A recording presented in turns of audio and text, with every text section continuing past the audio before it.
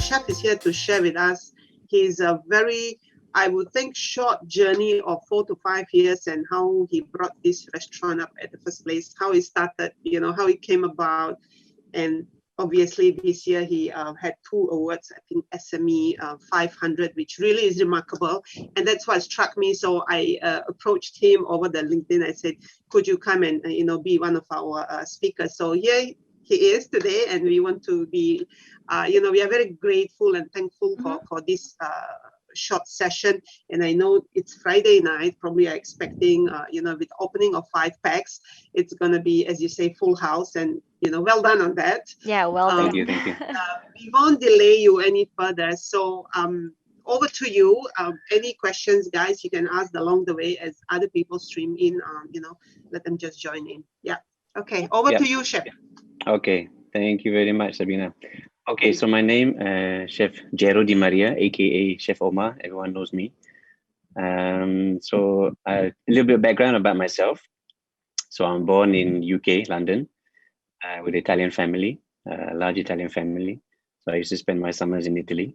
So hence a lot of influence from Italy, even though I'm born in UK. But I was raised more in the Italian way than I was in the English way. So that's why I'm very patriotic to Italy. So that's why when they win the Euros, I'm very happy. And anyway, so born there, lived there for 20 over years until I came to Singapore in 1996.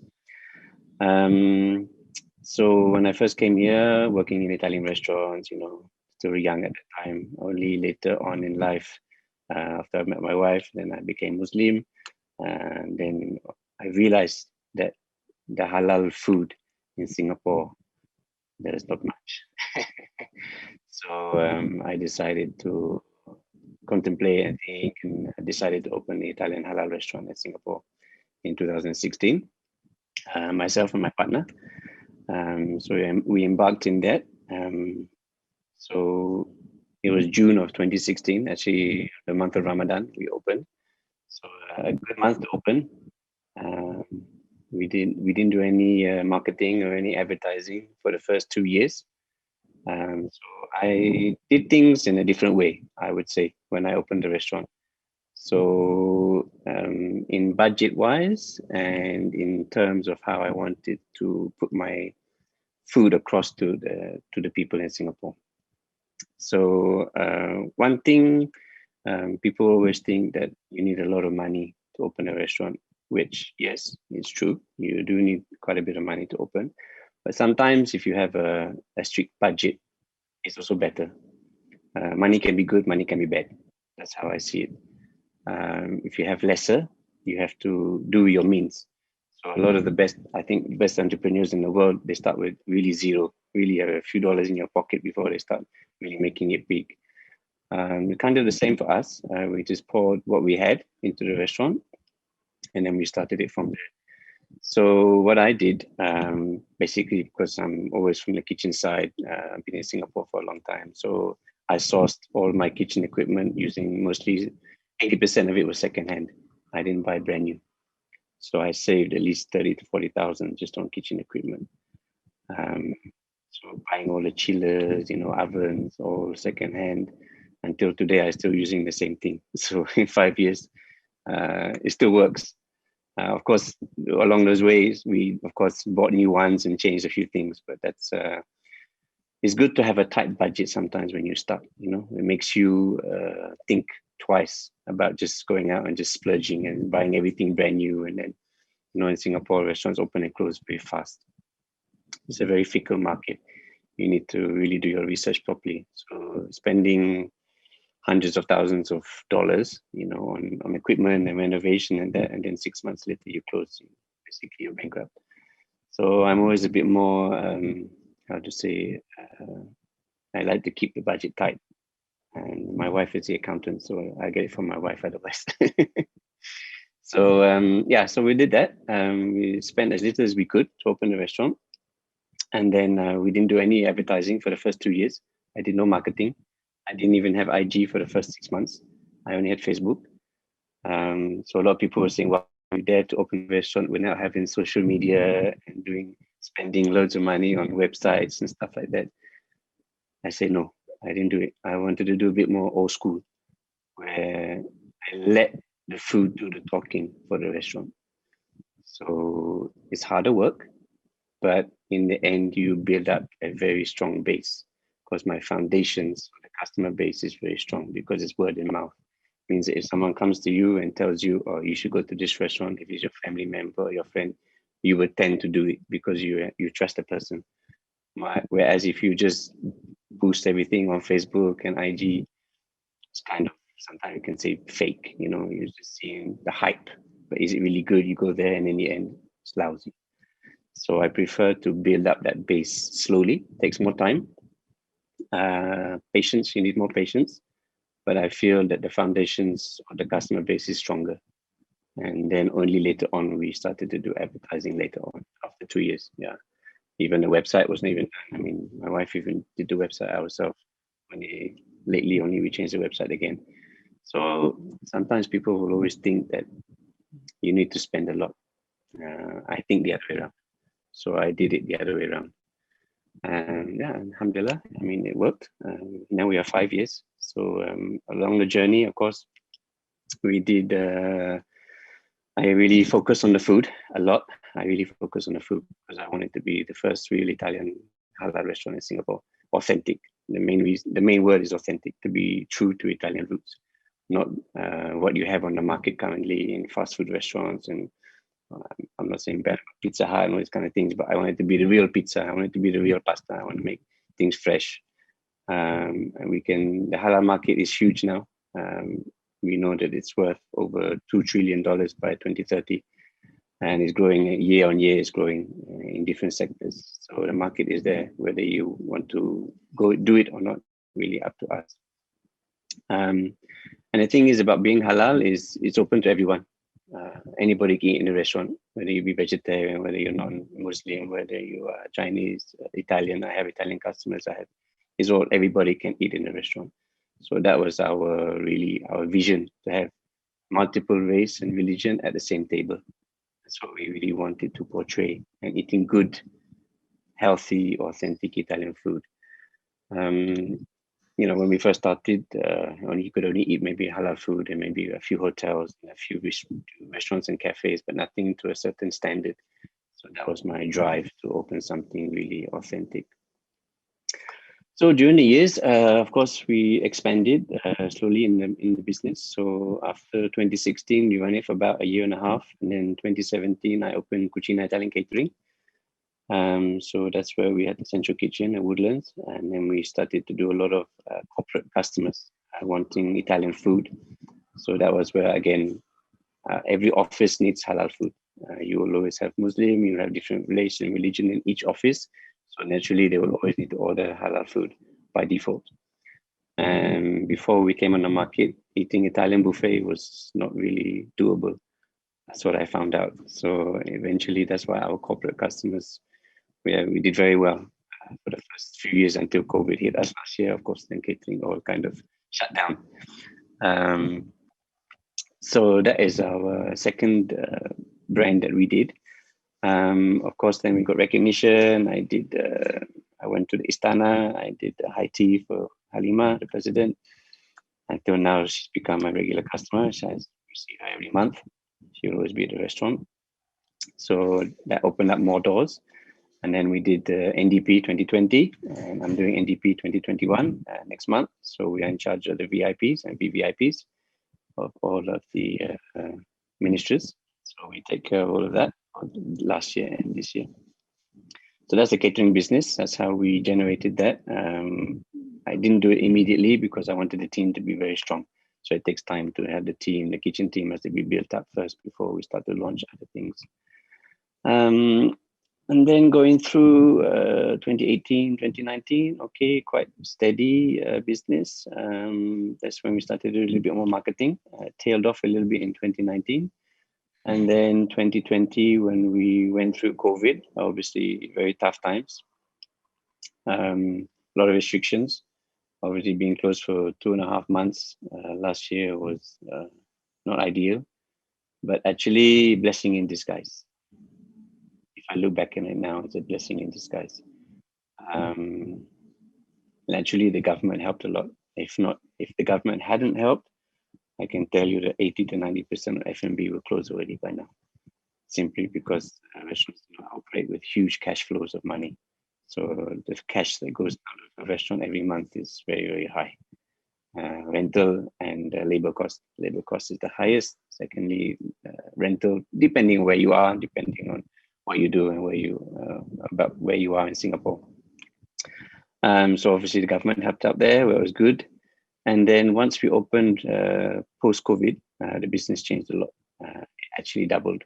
So I think everyone was stuck at home for 2.5 months. It was hit them quite hard. So everyone was just released, and that was it. The restaurant was just went ballistic for like 6-7 months. Even it rolled over until this year.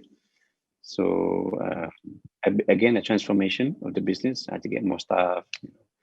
Salaries went up even more because I had to pay even better people to run the restaurant because we were that much busier. So that's why I say blessing in disguise. Sometimes things happen, but you come out the other side and it's even better than what it was when you went in. So coming to 2021, tough time just now, the past 2 months, having this closure, F&B even worse. Government didn't really help extensively like they did last year. So, had to have some pay cuts for the staff for 1 month. Now getting back to normality is taking time. Having the 2 packs was really difficult. I mean, we were operating at full, restaurants running at full, but you're only having 2 packs, so you can't generate that amount of revenue. So it's quite difficult. So very difficult on me because I run the whole business, so very tight with the cash flow, keeping the money in the bank, not paying out too many things at one time, holding off here and there. So you need to manage the business very, very well in that way. Otherwise, it's very fast for a restaurant to close down and not get through the period. So I would give advice to restaurateurs or people who want to go into a restaurant that, number one, cash flow. Cash flow is your most important thing in running a restaurant. Don't, just because you have the money, don't go and spend. My wife will tell you that. So it's really, really, really very important that you keep what you have inside. Don't overspend, because you never know when you need the rainy day and you need to have that extra cash in. Not every time the government can help you out. Not many people are going to bail you out all the time. So you must run the business properly and efficiently. Otherwise, that's it. You go down very fast. The boat will sink very quickly. So that's really important. So looking forward, in fact, during COVID, I even opened another outlet. So we opened in West Coast.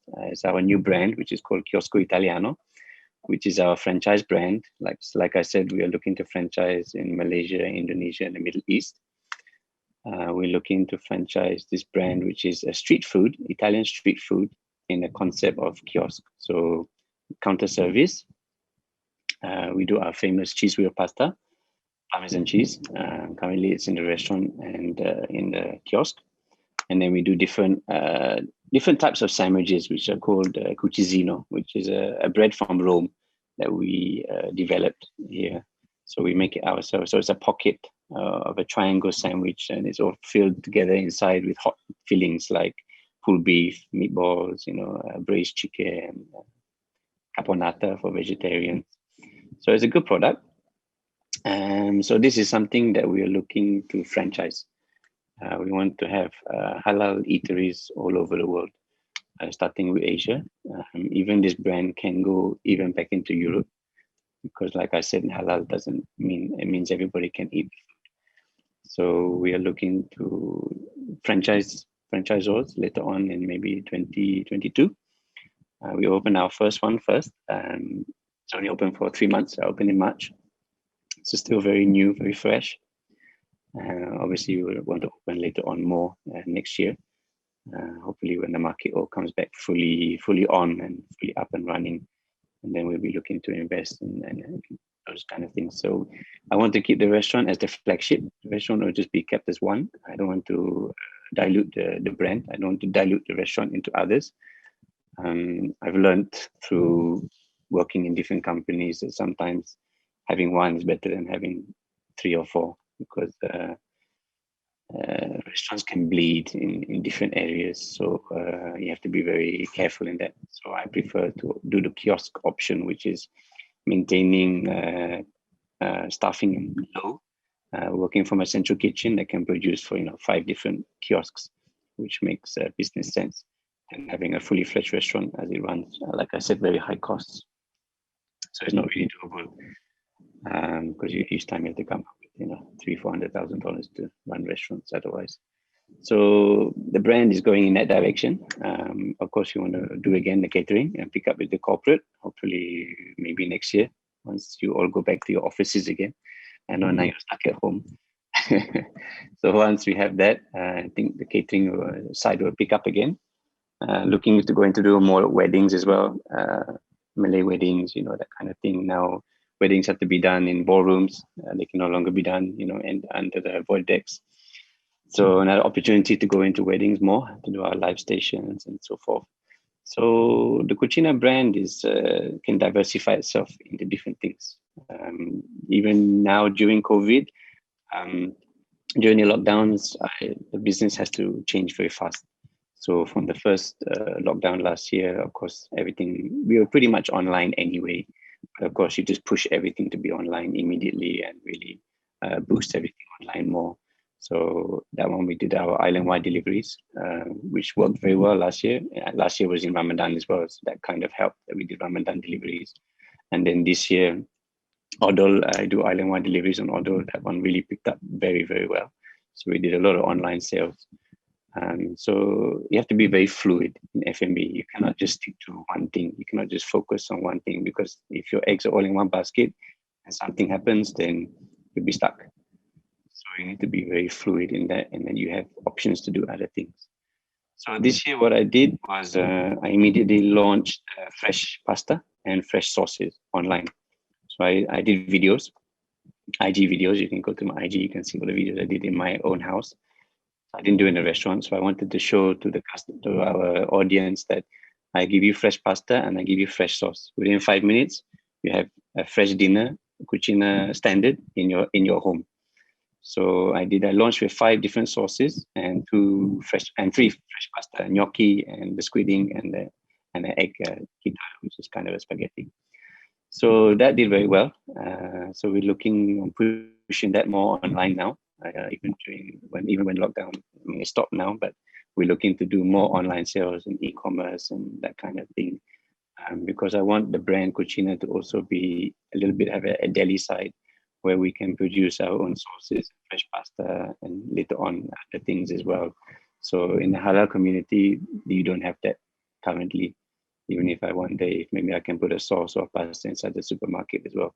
So I'm looking to do more, to branch the business out further in other directions.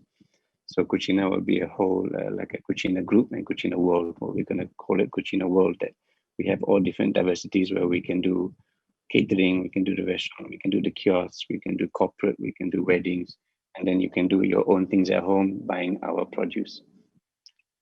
So that's where we see the company going into this direction.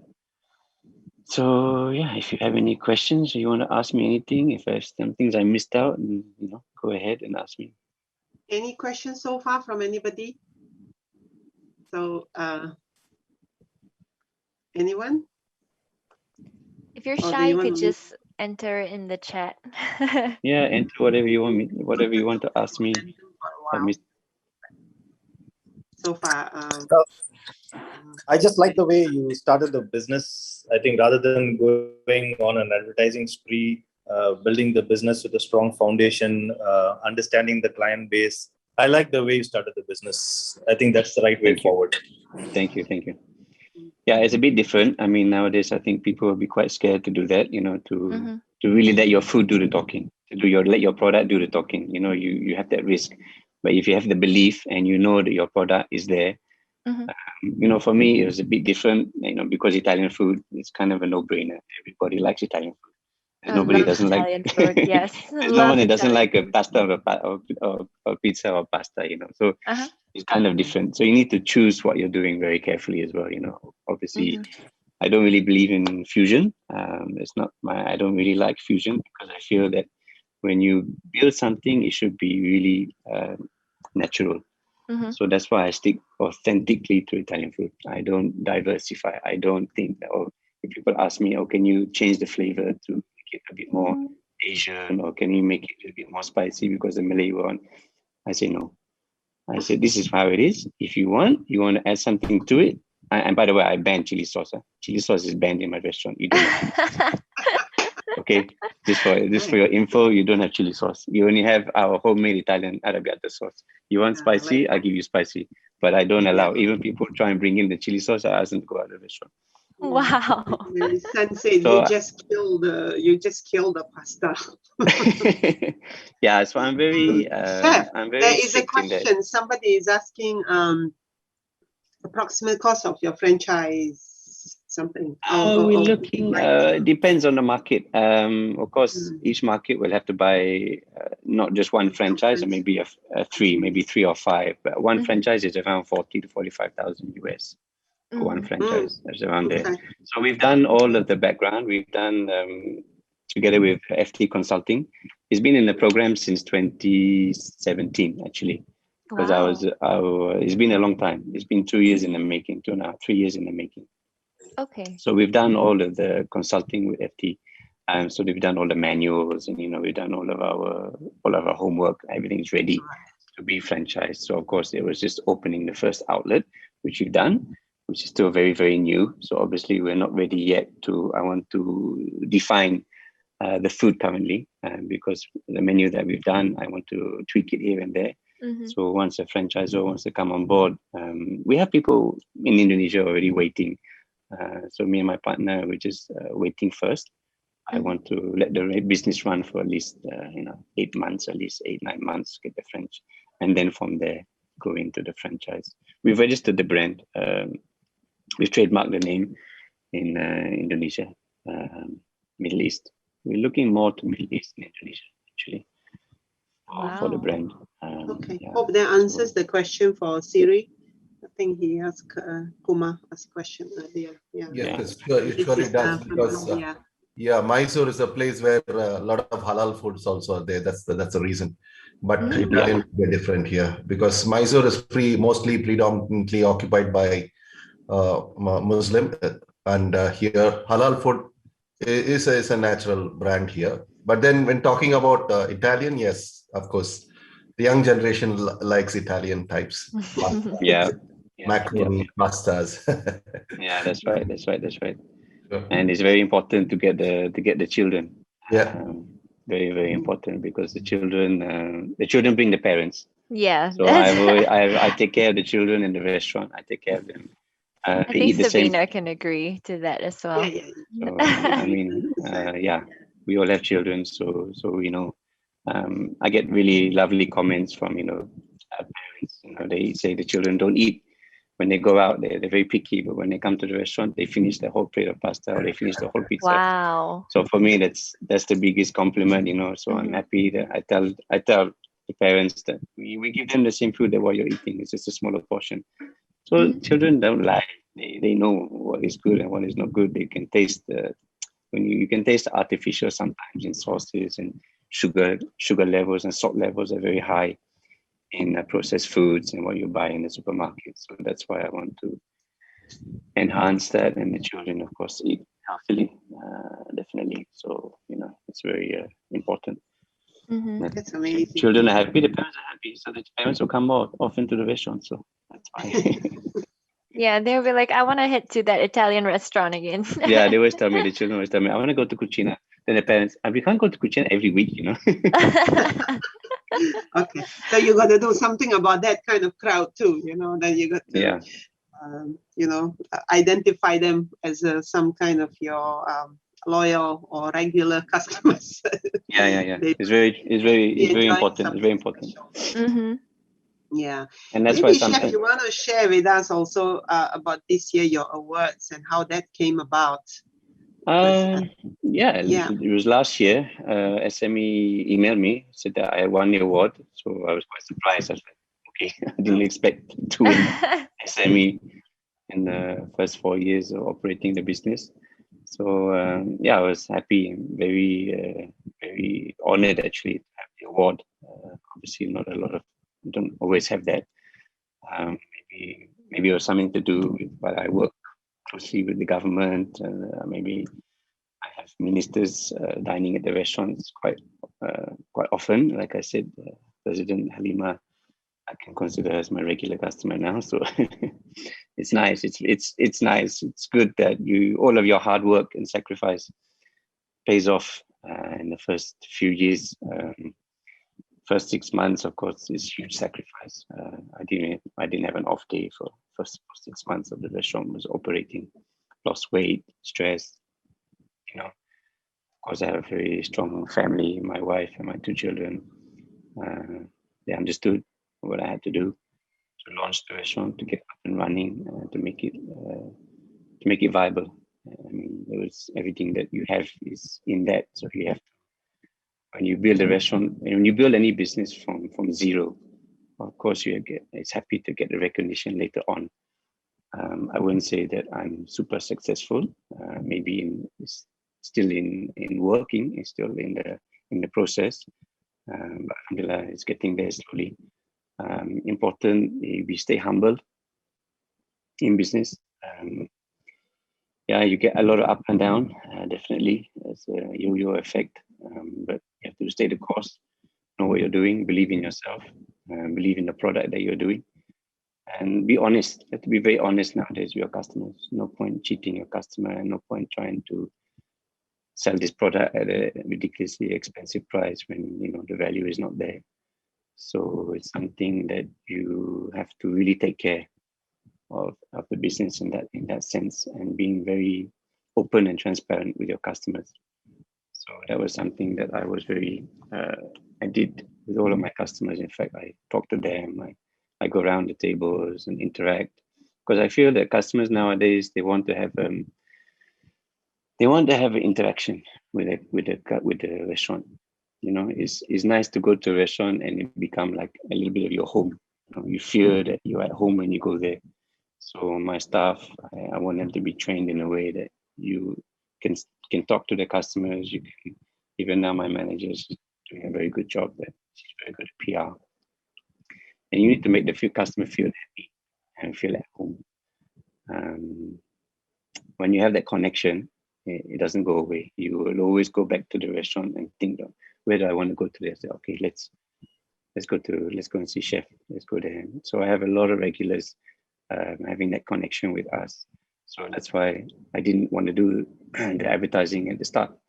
I wanted them to have that connection with me. So I would say that's why I cannot even open another restaurant, because I cannot divide myself into 2 restaurants. So that's why I want to focus on one. And so the customers will always come there, and then we branch out doing other businesses. And that's why I haven't taken on a lot of technology in the restaurant. I don't want there to be iPads on the table where you do your self-ordering. I use iPads, but the staff will use the iPads to take the order. But I don't want the customer doing that, because I don't want there to be, there's like, I go to many restaurants also nowadays where you order with your phone, you order through e-menus, you order through your iPads. There's no connectivity there. You don't blend, you don't talk to the service staff. You don't get the recommendations from the service staff. It's all kind of artificial.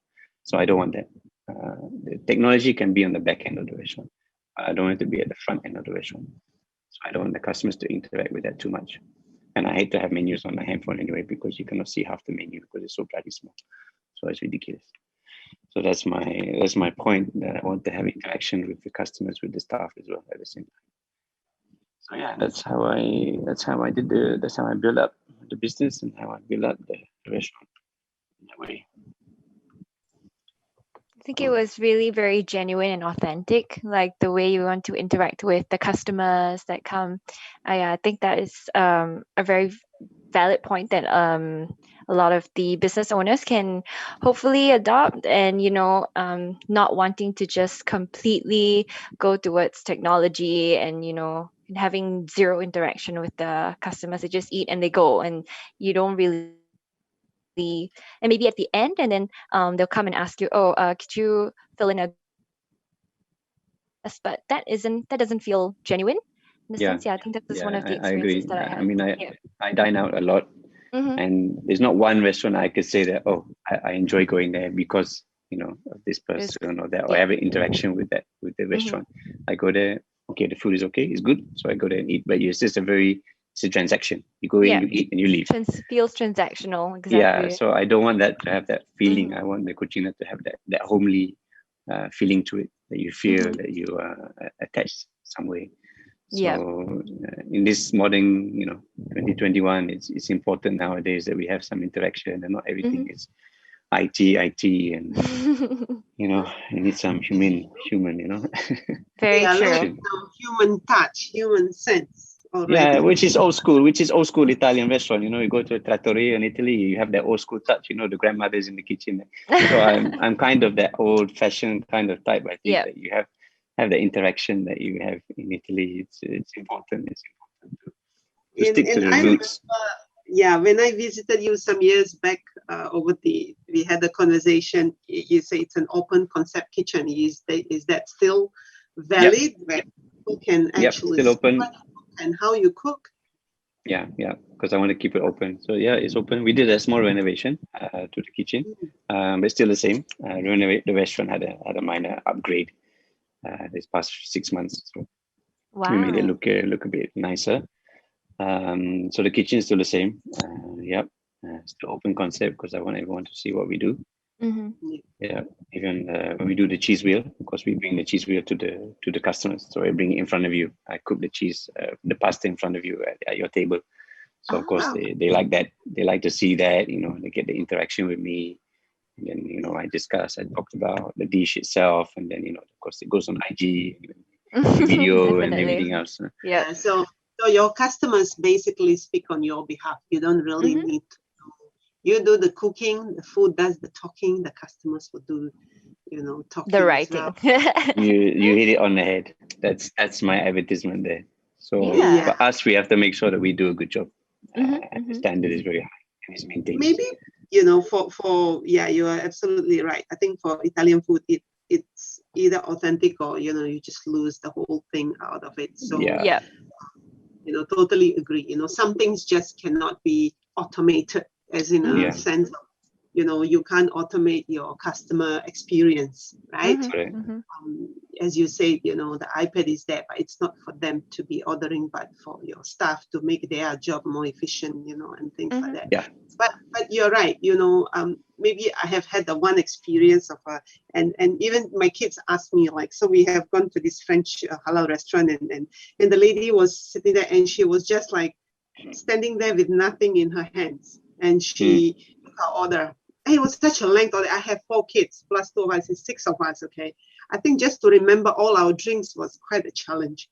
But I asked her, "You're not gonna write it down?" She's like, "No, I can remember." I said, "You know what? I really, really, really salute." Yeah, I can do that. I can remember the items because I know the menu so well. So when you Right. tell me the dish, it goes into my head, and they will ask this time some of my customers, "You remember?" I remember. I say, if I make a mistake, I give it to you for free. So Oh, wow. and I don't make a mistake. Okay, so I think, that's probably what is so unique or niche about your services, where people have that authentic experience. Plus, obviously, the food, there has to, that comes together, that makes the whole experience very wholesome, and people coming back. So I think that's really an amazing story, and I think the most surprisingly to hear that you have not really spend a lot of money on social media or any form of advertising out there, which I think nowadays people think that they can't even open their door without having spend at least some thousands of dollars on some form of influencer. I don't know, whatever they call it these days. Yeah. I mean, there are influencers. There are a few things. I mean, I've had influencers come, but they wanted to come. I can ask them to come. So there's a Correct. difference. So when they come, I don't pay them anything. I just give them the food, and they blog on what they do. So I've had Right. quite a few good ones. I have a large following, and they're authentic. They tell it how it is. They know how good the food is. They will tell it, and of course that does boost. It boosts revenue Yeah. as well. It boosts to get the outreach. Yep. Until today, a lot of people still may not even know us. You know, in Singapore, I went for the jab. I had the injection 2 days ago. The lady who's there, she said first she injected my wife. So my wife was somehow we got into they were talking about the restaurant. So the lady was so excited that she wanted to also do my injection. So when I spoke to her, she's like, I love Italian food. But I didn't even know anything about the restaurant. I didn't know. And she came the following day. So, still people in Singapore don't know about us. There's still the people who are still finding out about us after 5 years. So there's still more to go. There's more to do, definitely. There's definitely audience out there, but that I guess that authenticity is that makes you, stand out of the crowd, Definitely. because you are right. In Singapore, I think authentic, okay, we do have halal restaurants, but I think to say authentic Italian, then another question becomes, how do you keep up to that authenticity and like your ingredients, how everything becomes so, probably that's another challenge for you, which I'm sure, you have a solution to it, but I don't think it's an easy one, to always I've done another talk was it a few months ago regarding the halal issues, because I'm the only MUIS halal certified restaurant in Singapore, authentic Italian food. There are other Italian restaurants, but not under MUIS. They're running at 100% Muslim owned, which is different. So I did run the first 4 years. I ran for 3.5 years. I ran Muslim owned. Then I decided to go for halal certification last year. Reason being, a few. Of course, if I want to work more closely with the government and doing catering, I need to be MUIS certified. If I want to do the franchising overseas, I cannot run a business as Muslim owned. I need to be certified halal to go to do the franchising overseas. So these two main things. And then I can honestly say that I'm the only authentic Italian restaurant halal in Singapore is Cucina. No one else can say that because they do not have the halal cert. And to get that halal cert is very tough. Having Italian ingredients and making sure that everything, especially the cheeses, are halal certified is not easy. But nowadays, the halal market, the produce, we can get everything halal. All the cheeses, even the balsamic vinegar, I can get halal. Sauces are easy because it's raw, so it's we produce the sauce. But only the ingredients, which is question mark, it'll be more to the animal rennet in the cheese. So that one. And then of course like balsamic vinegar, that kind of things, there's certain things that have vinegar and so forth inside the ingredients. But nowadays, we can find everything. So I don't need to compromise on the menu. I can still do a real authentic carbonara with no cream. I don't put cream in carbonara. Oh. So we do even that with, turkey bacon or beef pancetta, which is all certified. So we can get all of those ingredients. So when people say, are you really authentic? I say, well, you try the food, you make your decision. so I'm excited to try.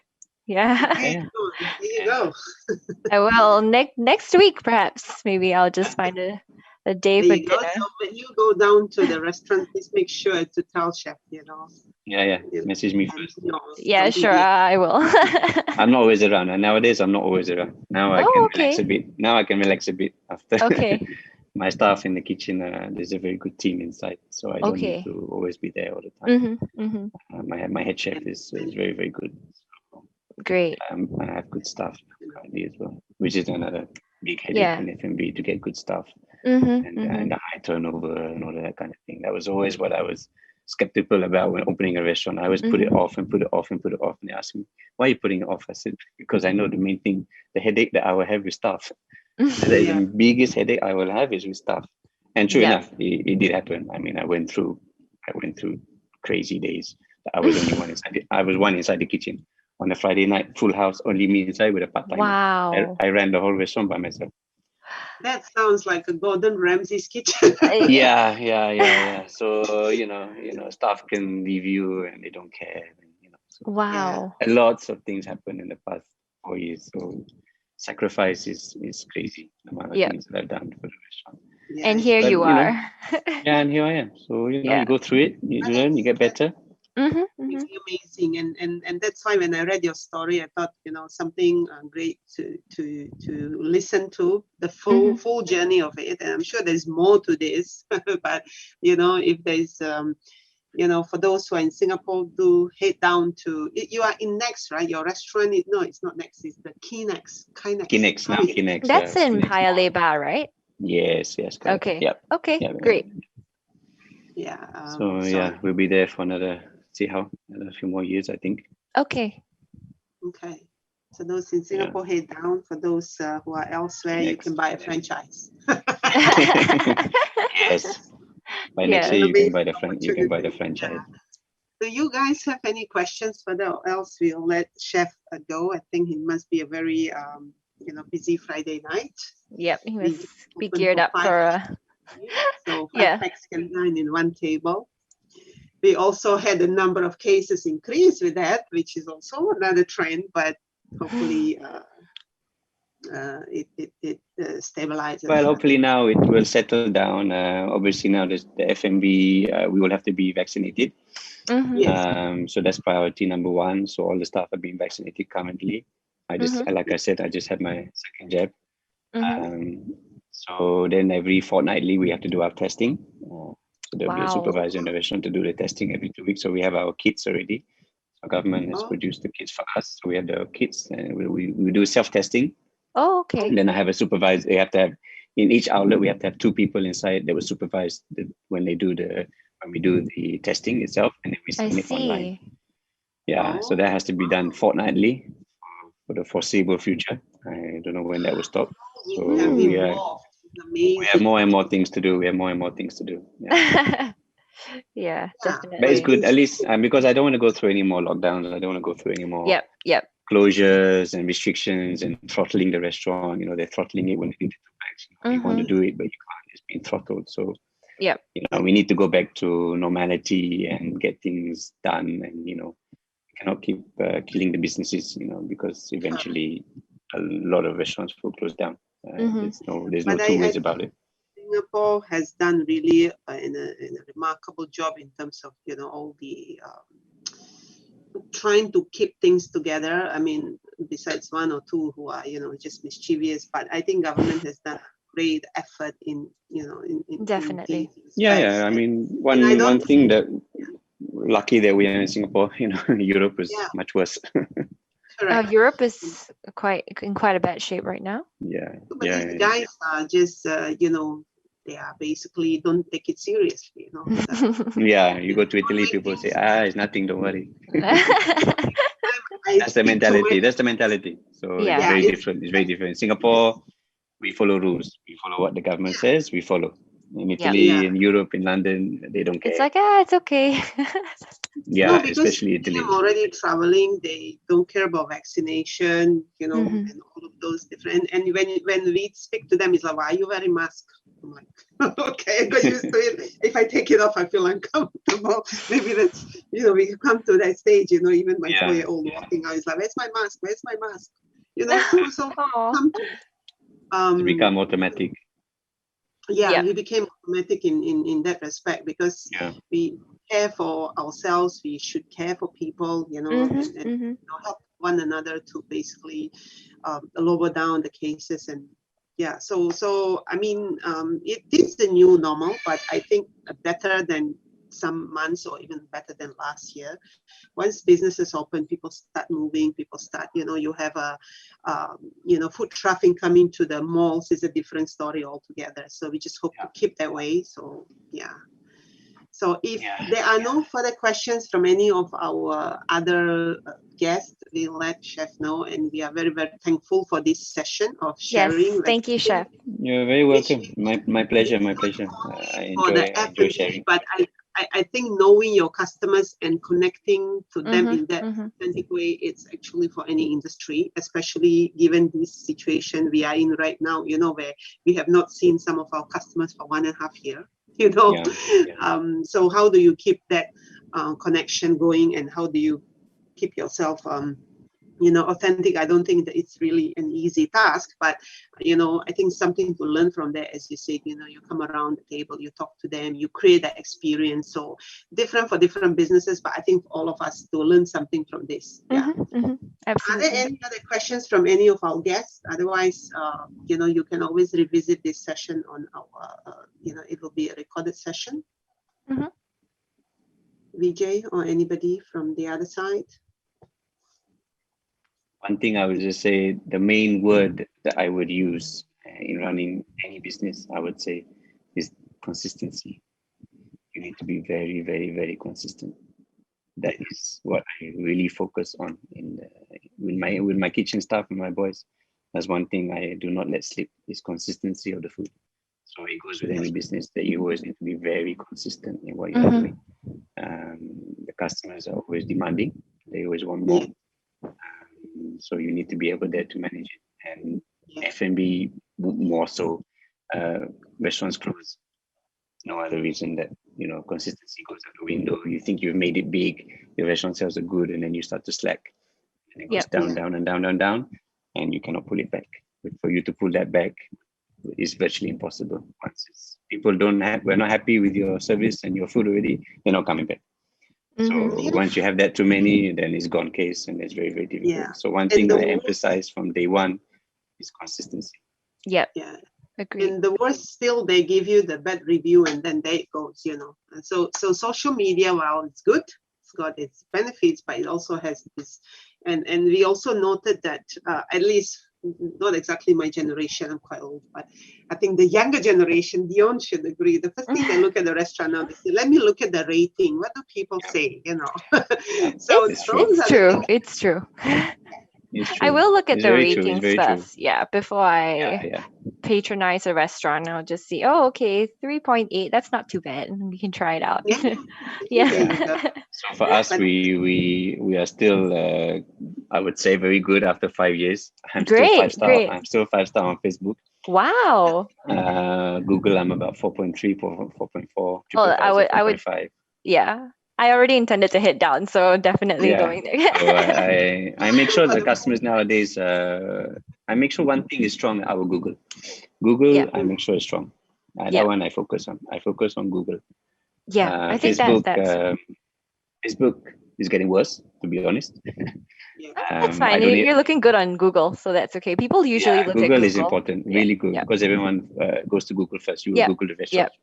So that is really important. So that one, making sure we are in top 3, just to be there, just so we are visible, just to be visible, and for people to know you are there.